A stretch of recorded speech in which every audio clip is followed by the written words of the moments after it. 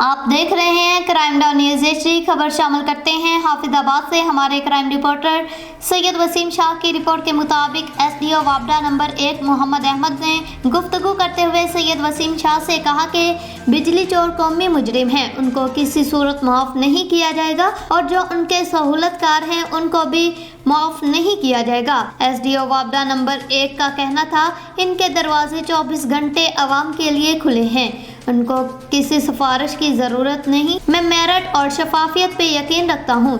ان کا مزید کہنا تھا بجلی چور کسی رعایت کے مستحق نہیں، بجلی چوروں سے آہنی ہاتھوں سے نمٹا جائے گا۔